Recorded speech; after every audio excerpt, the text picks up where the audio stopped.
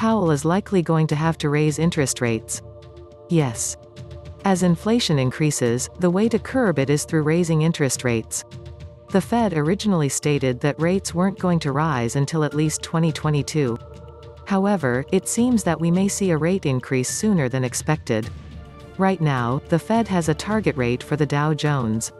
Investors aren't at the controls of the markets, the Federal Reserve is. But, they do have a crash planned, and it will be the greatest crash our nation has ever seen. But they want the government to borrow even more before this happens.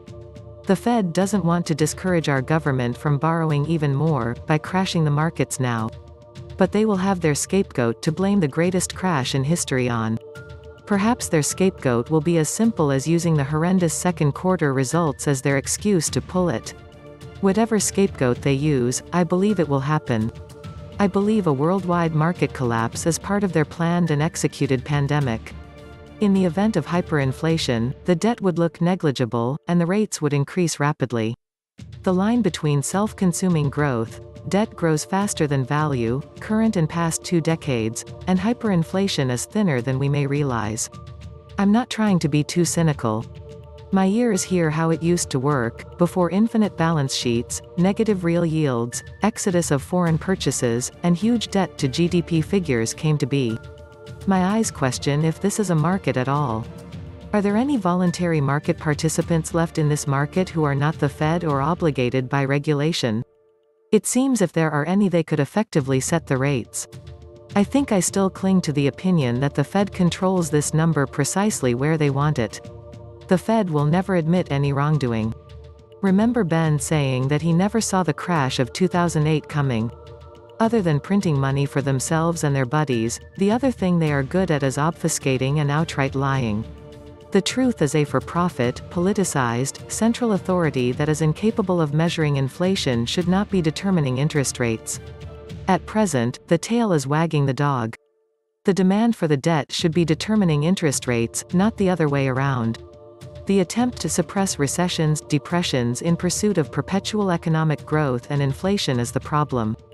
Recessions, depressions are inherent in debt-driven economies, markets, and need to be allowed to play out without intervention.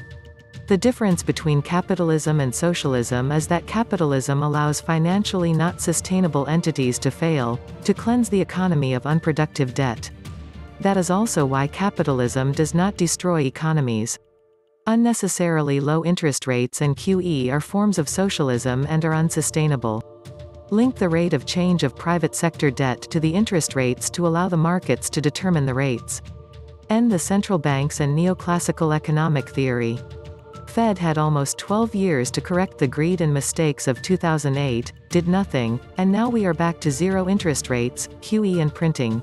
The US government continues to run massive budget deficits.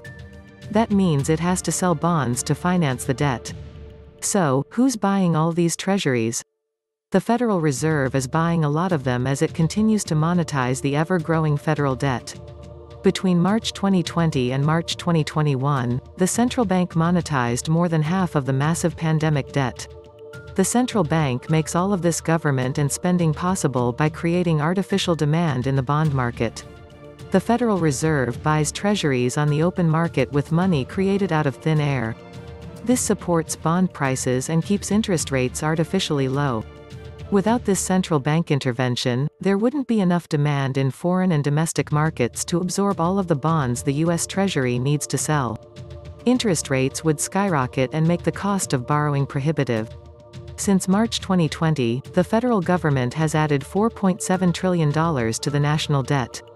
The Federal Reserve went hog wild with debt monetization. The Fed bought $243 billion in U.S. Treasuries in the first quarter of 2021 alone. Since it launched QE Infinity in March 2020, the Fed has purchased a staggering $2.44 trillion in U.S. government bonds. In other words, the Fed has monetized more than half of the U.S. debt accrued since the beginning of the pandemic. No other entity has bought more U.S. bonds than the Fed, not foreign investors, not U.S. banks, and not even U.S. corporations and individuals. The Federal Reserve now holds a record 17.6% of the total U.S. national debt. The Fed's share of U.S. debt load exploded from 9.3% in Q1 2020 to its current level. The Federal Reserve is the biggest player in the U.S. bond market. This raises an important question. How can the central bank even consider tapering QE when the federal government still has trillions in spending coming down the pike? President Biden has proposed a $2 trillion-plus infrastructure plan. He has proposed the American Families Plan. And there will undoubtedly be more spending plans in the future. The administration claims it can pay for all this through tax hikes. This certainly won't happen. These programs will cost more than projected and tax revenue will come in under forecasts. That means the government will have to borrow even more money and the Fed will have to monetize more debt. If the central bank does take its thumb off the bond market, interest rates will spike. That's not a viable option when your entire economy is built on borrow and spend. QE was the Fed buying at the longer end of the curve. The quantitative easing of 2008-2009 was all about reducing the supply of long-term debt in hopes of lowering long-term rates, which they hoped would revitalize the real estate market. It also reflects the reality that the Fed has lost control of interest rates. The entire theory of QE was to increase the money supply in circulation by purchasing government bonds. That would inject cash into the system since the Fed does not and cannot create debt, for it has no such borrowing authority. Since foreigners held much of the long-term debt, dollars flowed out of the U.S. as the Fed bought these bonds. The Chinese unloaded almost all their long-term treasuries and bought short-term and said thank you very much. The money never went to the intended purpose, which was real estate. The Fed seemed to overlook the little fact that foreigners own U.S. debt, and it is not all owned by Americans. Whoops. The Fed is also still acting as a middleman and loaning overnight to banks and investment banks, because they still refuse to lend to each other as U.S. banks do not know the exposure each other has to Europe and its banks, which is rapidly deteriorating, especially now with the pandemic hitting supply chains, European firms' earnings home and in Asia, especially Germany, with car sales plummeting. The Fed is desperate to push short-term rates down, private rates, by keeping overnight lending going as they have no choice, which spiked 10% when banks stopped lending all because confidence is lost in Europe. This would have spread to consumers and businesses, with everyone paying 10% more on credit cards, car loans, leases, construction loans, home improvement loans, business revolving lines of credit, business receivable lines of credit, in fact, any short-term loans. This would have hit the construction and home improvement sector hard, as even loans for appliances, for example, which most people finance, would have shot up, causing a domino effect along with hitting the auto industry even more badly than what had already being hit. This is the coming disconnect between private and public, treasuries, interest rates. The fact is, banks never did entirely pass on their much lower cost of capital to consumers and businesses. And the spread between private and public rates have been at historic highs. Interest rates for consumers and businesses should have been much lower, and savings rates should be higher. I think it is a myth that the lowered rates will be magically passed on to borrowers in the form of lower rates. Many banks have previously been lowering savings rates before the cuts. Many still pay 29% on credit cards while savings are being wiped out. The Fed has lost control of rates and is in a panic, and they will eventually lose the battle to keep private rates for consumers and borrowers as low as they are.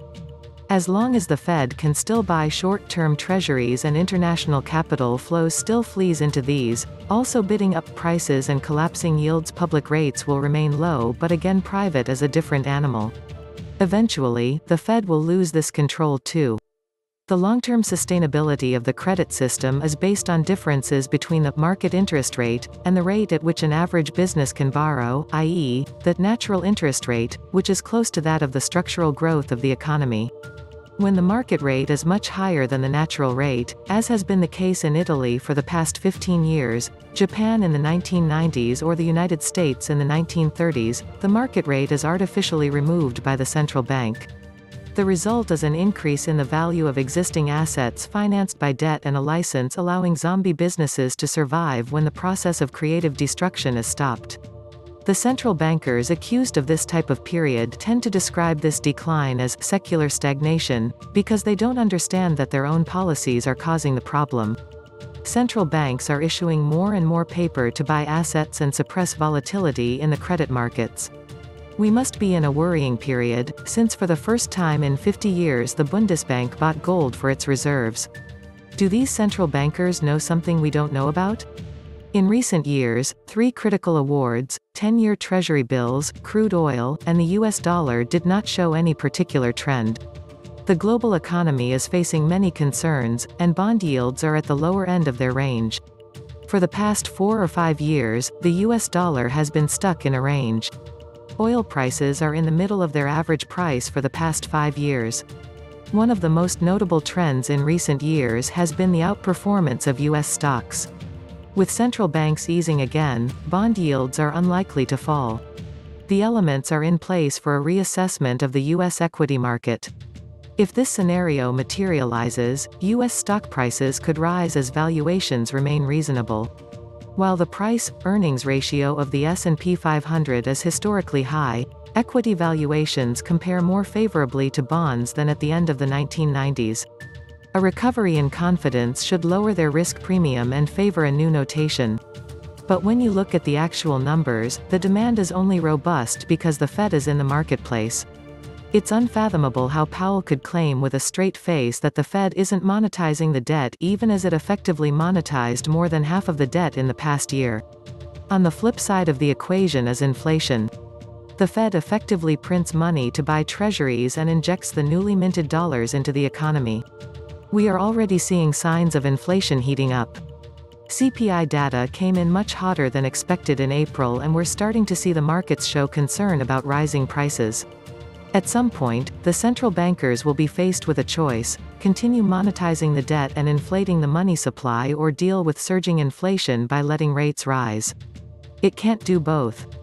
And neither of these choices will play out well for the American people. In conclusion, the Fed's racket is pretty simple.